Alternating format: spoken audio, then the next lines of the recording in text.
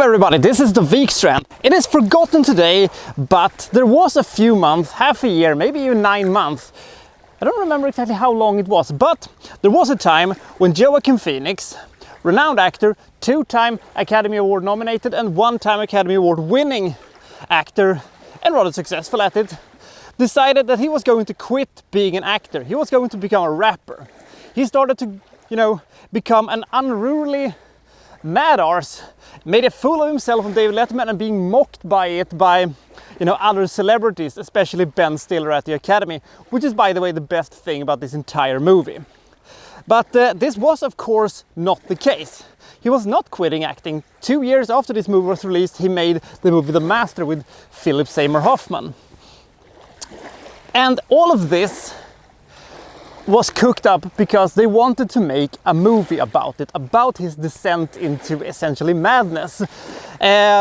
So this was kind of a mockumentary done by Casey Affleck.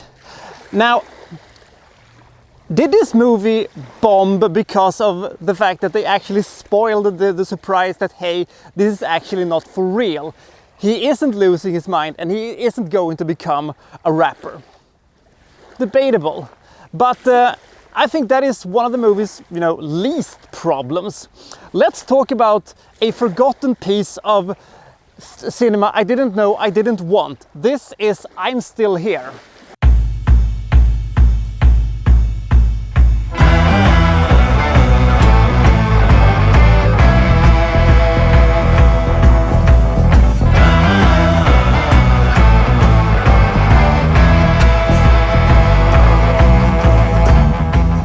This movie is basically Joaquin Phoenix grows a big bushy beard, have huge sunglasses on, makes a fool of himself, in talk shows, tries to make rapping, fails at it, gets mad when people tell him that he's bad at it, and yells at people who believes that he's a mental case.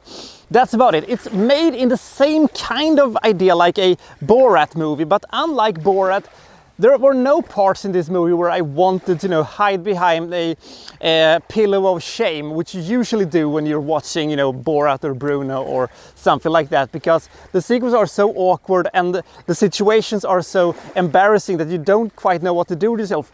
This kind of was that.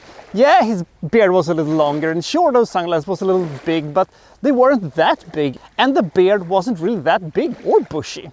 But this was just so boring. I didn't care about this at all because it was boring.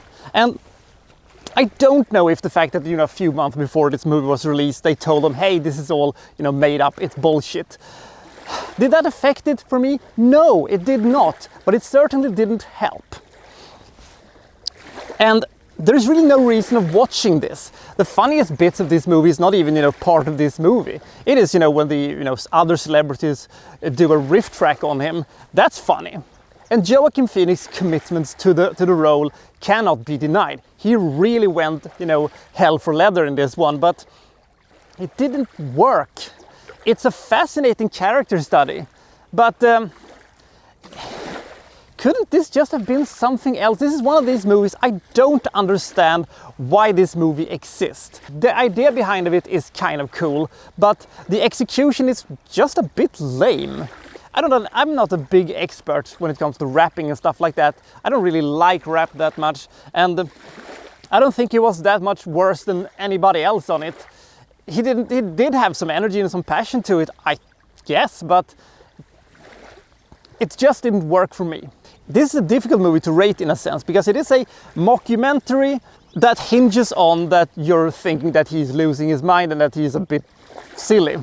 But he isn't that silly, and I didn't laugh that much and I didn't care that much.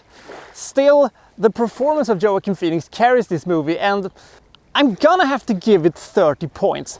The originality about it cannot be denied, and the commitment cannot be denied, but I deny basically everything else about this movie. This movie is very forgettable, and the reason for this movie to actually exist can be debated. So I'll see you next time from, well, so-and-so reviewing, well, such and such. Thank you for watching. Thank you very much.